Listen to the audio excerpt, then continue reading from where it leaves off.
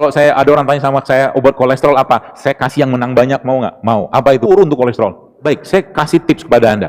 Jadi kalau seseorang itu mengasup itu, memakan itu, apa yang terjadi? Hormonnya akan terreset.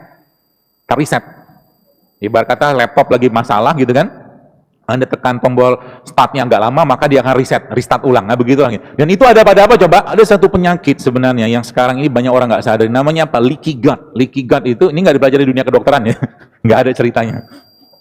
Leaky gut itu apa? Bahan atau bagian yang ada pada usus itu keluar masuk ke dalam pembuluh darah. Dan penyebab leaky gut itu jadi awalnya usus itu pilih-pilihnya tight itu ketat-ketat. Gara-gara bahan ini, apa yang terjadi kemudian? Rusak semua sistem yang ada pada usus dan bahkan mau kanker kek, mau autoimun kek bisa muncul gara-gara itu. Penyebabnya siapa? Tersangkanya ada dua.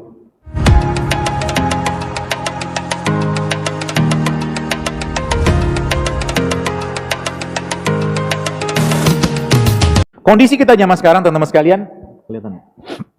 Terlalu banyaknya makanan-makanan yang bukan lagi makan, tapi food like substance. Dia itu sebenarnya substansi yang dikatakan makanan. Kalau Anda pengen makan protein, kan gitu? Atau mungkin Anda pengen makan apa? Karbohidrat. Ya jangan makan keripik dalam kemasan gitu kan.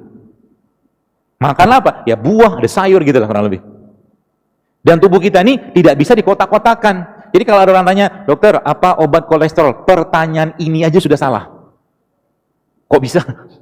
Tubuh kita tuh dibikin Allah satu bagian tuh berhubungan semua.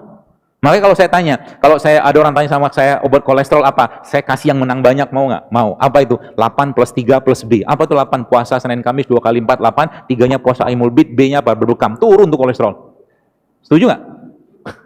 Tapi susahnya orang, lapar sebentar sudah ngomel minta ampun. Asin sebentar makanan sudah ngomel. Kapan mau sehatnya kita? Ya. Apalagi yang terjadi apa? Banyak orang lebih memuaskan rasa daripada gizi dari makanan. Ya. Nah, ini masalah sebenarnya ya. Apalagi mungkin teman-teman saya cerita sedikit, kita dulu ingat ada satu proses ya. Proses di mana? Proses di alam namanya apa? Fotosintesis. Masih ingat? Fotosintesis itu menghasilkan apa? Ini nggak usah ingat juga nggak apa-apa lah. Nggak penting ini, ngapal Quran aja lebih bagus. Fotosintesis akan menghasilkan oksigen, kan gitu. Ada cahaya, ada hidrogen transfer, ada elektron, semua ada energi. Yang akan dapat energinya siapa? Nih, beliau ini. Di sini ada energinya matahari, di sini ada nutrisinya tanah. Paham ya? Dan saya tanya, manusia diciptakan Allah dari apa? Dari tanah, baru ingat. Apa? Sudah lama ingatnya, cuma lupa. Ya, kalau udah lama ingatnya maka kembalikan unsurnya pada tanah. Itu sebabnya gini. Saya kasih tahu sedikit. Sains hanya menjelaskan. Sains itu hanya menjelaskan. Apa-apa yang Allah sampaikan dalam Al-Quran dan hadis itu pasti mutlak benar. Sains hanya menjelaskan, bukan membuktikan. Kalau saya punya pemahaman gitu. Sebab kalau bahasanya kita sains itu membuktikan, nanti kalau nggak sesuai dengan Al-Quran dan hadis, siapa yang mau dipercaya? Gitu lah. Misalkan Nabi katakan, asyifa'u fi salasatin syarbatil asal. Madu itu, kesembuhan itu ada pada madu. Maka dalam madu ada kesembuhan yang Allah dan Rasul janjikan. Mau bilang ada sains kek, mau ada sains kek, kami udah percaya bahwa madu itu ada kesembuhan. Makanya ketika lagi minum madu, jangan cuma sekedar minum. Minta dan tagih janji Allah dalam madu tadi gitu teman-teman. Paham ya? Dan ini kita sering lupa. Bahkan doanya kalau sakit-sakit, doanya diubah mulai sekarang. Ya, doanya kalau lagi sakit, doanya diubah. Nanti Allah kasih petunjuk. Doanya diubah gimana? Ya Allah, aku adalah produk ciptaanmu, ya Allah. Maka penyakit ini pun adalah berasal dari engkau, ya Allah. Maka aku telah menzolimi diriku selama ini, bla bla bla bla bla. Dan akhirnya kasih tahu di ujungnya nanti. Maka berikan aku petunjuk apa produk yang kau ciptakan di atas tanahmu yang bisa mengobati dan menyembuhkan penyakitku ini dengan mudah dan murah. Nanti Allah kasih petunjuk, tiba-tiba ketemu daun ini, gitu ceritanya. Itu yang dibilangin pengobatan tradisional. Siapa yang duluan perasaan?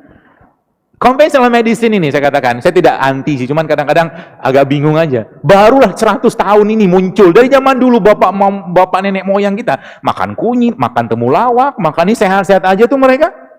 Betul nggak? Ya sekarang kita malah ketakutan, malah jauh dari begituan. Ya. Kemarin saya ada posting tentang kuaci. Kalau Anda lihat kuaci mana kuaci? Coba kuaci nggak? Banyak jualannya saya. Kenapa dibawa beginian? Biar ingat. Kayaknya ada kuaci, tapi bukan bahasanya kuaci. Ini kuaci. Kuaci itu kan biji bunga matahari kan? Oh, bukan ini berarti. Salah. Ini dia. Nih. Kalau Anda yang baca di tulisan di IG tentang seed cycling, itu subhanallah luar biasa. Ya, kenapa luar biasa? Karena dalam dua benda ini ada estrogen, ada progesteronnya. Dalam dua benda ini. Dan yang luar biasa lagi apa? Saya kasih tips awal dulu. Nanti Ramadannya kita bahas setelah ini. Teman-teman mungkin pernah, bukan pernah. Nggak pernah juga nggak apa-apa sih.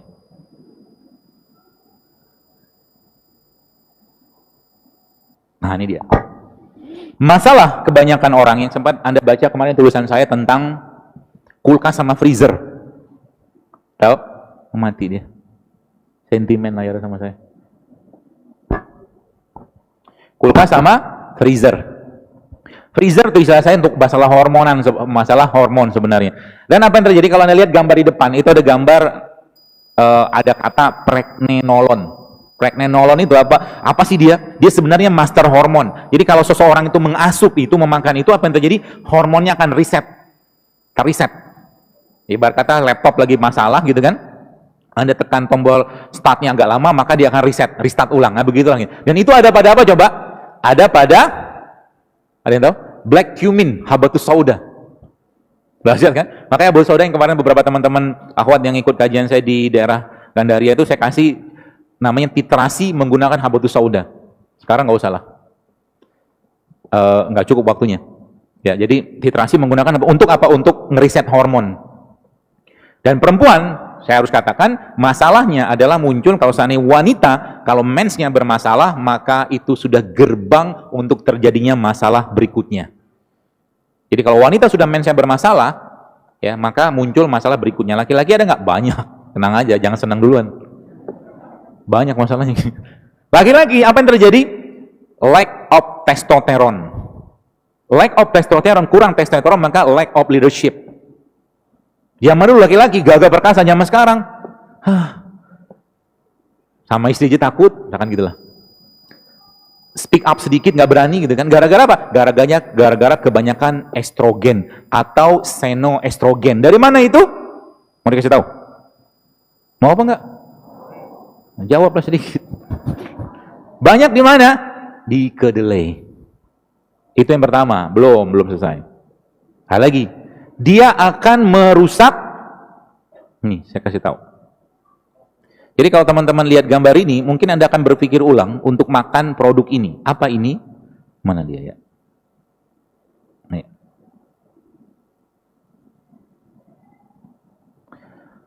Ada satu penyakit sebenarnya yang sekarang ini banyak orang nggak sadar, namanya apa? Leaky gut. Leaky gut itu, ini nggak dipelajari di dunia kedokteran ya, nggak ada ceritanya. Leaky gut itu apa? Bahan atau bagian yang ada pada usus itu keluar masuk ke dalam pembuluh darah. Dan penyebab leaky gut itu jadi awalnya usus itu pilih-pilihnya tight itu ketat-ketat. Gara-gara bahan ini, apa yang terjadi kemudian? Rusak semua sistem yang ada pada usus dan bahkan mau kanker kayak, mau autoimun kayak bisa muncul gara-gara itu. Penyebabnya siapa? Tersangkanya ada dua. Satunya produk tepung. Satu lagi apa? Produk berbasiskan susu. Tersangkanya tuh. Jadi Anda yang masih suka makan gorengan, ikan digoreng tuh. Belum lagi lemak transnya ya. Maka siapin duit banyak-banyak untuk berobat. Serius. Sedihnya lagi ketika Ramadan, takjilnya gorengan. Kapan kita mau sehat nih badan gitu kan? Boro-boro mau tarawih 23 rakaat, 11 rakaat, 2 rakaat pertama udah ngantuk. Isinya badannya karbo semua. Belum lagi cerita ketika buka dikasih apa? Teh manis. Gula pasir musuh selanjutnya di usus. La ilaha illallah. Saya kemarin udah ngomong satu masjid, saya bilang sama DKM yang saya bilang, coba diganti itu. Diganti apa? Baik, saya kasih tips kepada Anda. Ya. Tipsnya apa? Kita ikutin bagaimana Nabi. Nabi kita itu berbuka pasti sudah tahu lah ya, pakai rutop, pakai tamar, pakai air gitu kan. Nah, tapi yang jadi masalah adalah ba'danya itu tuh yang jadi masalah buat kita. Oke, makan kurma buat batalin puasa, habis itu panjang ceritanya, tahu masuk, gorengan masuk, apalagi macam-macam lah masuk gitu kan. lagi bersih-bersihnya tuh badan, kaget ya Bu, Pak. Ya kan? Akhirnya apa? Hari pertama Ramadan beratnya 50, hari terakhir 55. Sama aja bohong. Buktinya apa? Inflasi di Indonesia paling tinggi Ramadan. Betul? Kenapa bisa begitu? Karena orang lebih pusing dan lebih sibuk mikirin sahurnya pakai apa, bukannya pakai apa, tapi satu jus pun tak selesai hari itu. Bencana besar. Kenapa sahabat-sahabat senang datang Ramadan? Karena mereka nggak sibukkan lagi dengan makanan. Sibuk dengan apa? Quran, berbuat kebaikan, itu aja isinya mereka. Sehingga nanti ketika berbuka, ambil kurma segala macam, sibuk lagi dengan sholat tarawih kan sampai malam, selesai. Sahur nanti makan lagi, makannya paling kurma 3 butir, 5 butir, minum 1 sendok madu, ya, lalu minum air, lalu berdoa, ya Allah cukupkan badanku hari dengan apa yang kumakan sehingga aku bisa beribadah optimal, selesai. Makanya dalam Islam bahasanya apa? Ususnya kita itu satu makanan kita untuk 7 usus, karena berkah makanannya. Paham? Ya. So kapan mau berubah? Apalagi bulan Ramadan mau datang teman-teman sekalian, ya. Nah, nanti Ramadan ini kita jadikan momen untuk berubah, ya. Taunya dari mana? Baik, mungkin Anda saya tanya, pertanyaan saya, kenapa ada orang makan beginian ngantuk? Nggak kelihatannya gambarnya?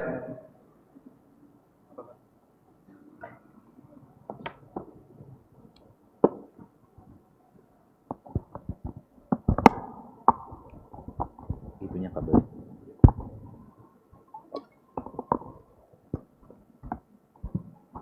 Semoga bisa.